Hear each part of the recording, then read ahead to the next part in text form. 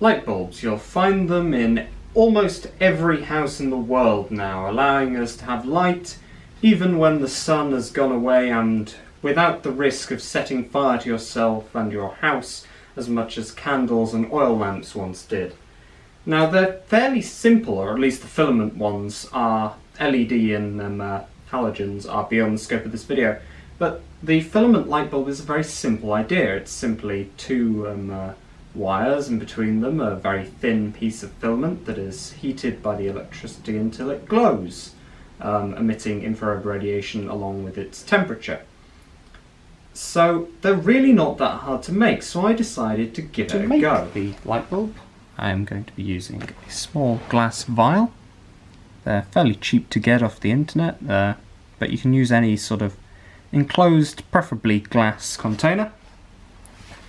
I'm going to be using some copper wire. I'm going to be using a little piece of glass tubing. I got this out of a chemistry set, but it shouldn't be too hard to find. And then something to use as the filament. So I either have this very thin copper wire, or I found that steel wool actually works very well. So the first thing I'm going to do, I'm going to get my glass vial, and you need something to run the cables in. So you'll need one wire for the positive, one wire for the negative. I'll be making this out of this nice thick copper wire here. So you could get a cork like this and drill 2 holes in it, but personally I am going to use this little piece I've made myself because I've recently got a 3D printer and the thing is wonderful for this sort of thing. So I've got a central hole and a smaller hole. The smaller hole can accommodate a copper wire going through like this, and that will serve as our negative.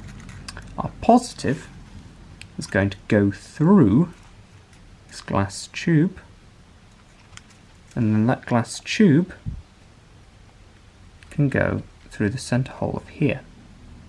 Now the idea is that the filament wraps around this so that I can have as much filament and therefore as much light as possible coming from this thing, whilst also making sure that it doesn't short circuit against the incoming wire. Now I'm going to get this and work out how long it needs to be. So if I stick it in here, I want to get it almost to the end of the vial. And I'll make a small mark on the glass, my knife at the bottom. Here, that should have come out into where I can see. Yeah. So now I'm going to get the glass and I'm going to epoxy it in place to roughly the length I need. I'm also going to epoxy in the smaller wire.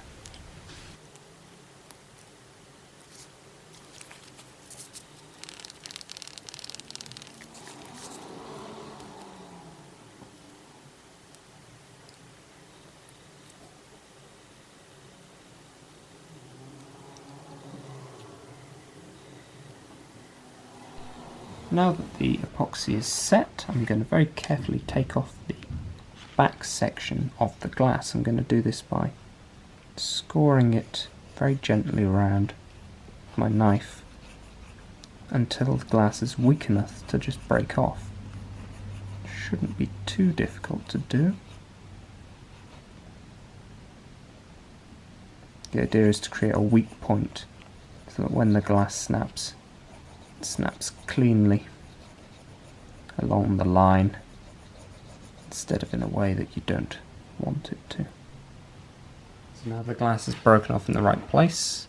I just cleaned it up a little bit with some pliers to just knock off the last little bits because it didn't break perfectly cleanly. So now I'm going to put my second piece of copper in through here and epoxy that so that it's sealed in.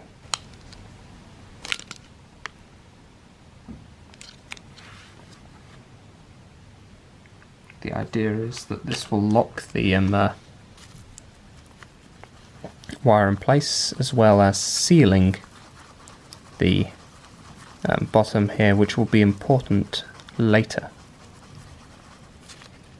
Just get a nice big blob of epoxy.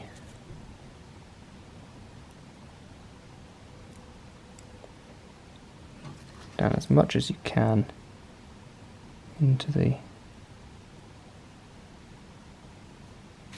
tube.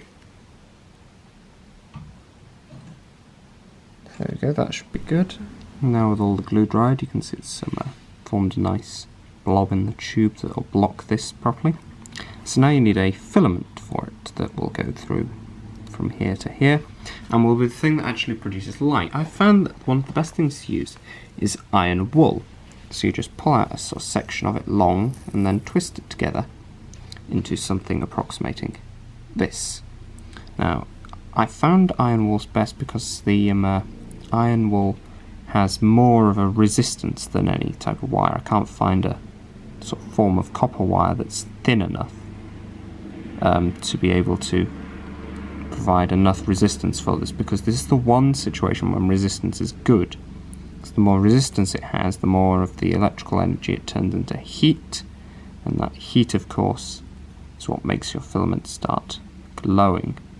So if I just get this sort of consolidated around the end here.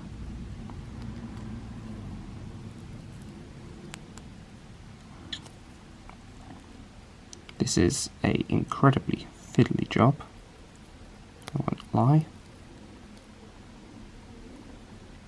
So now you have a vague sort of helical coil going up, and you want to put it onto the glass. Now I've found if you're using a cork, this isn't something you need to do, but since I'm using a plastic part that hasn't got much flex, I'm going to put a length of tape onto it. I'll put that round. Now this tape will just make sure it forms a nice seal.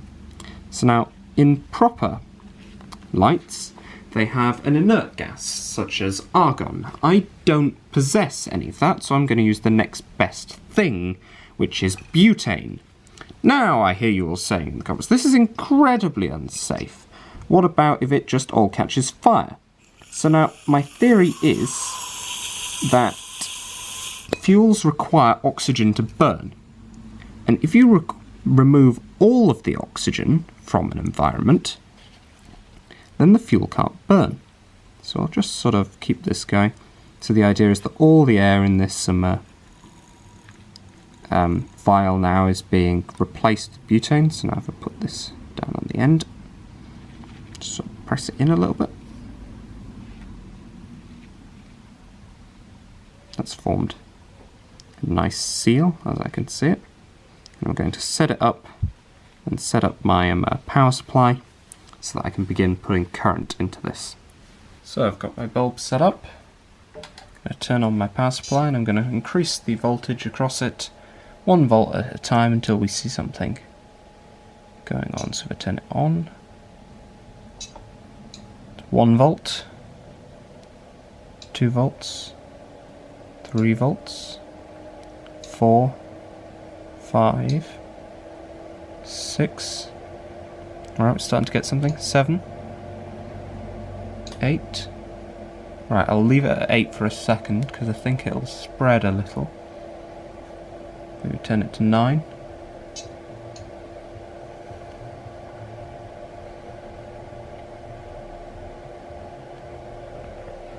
So you're starting to get a nice light coming from it.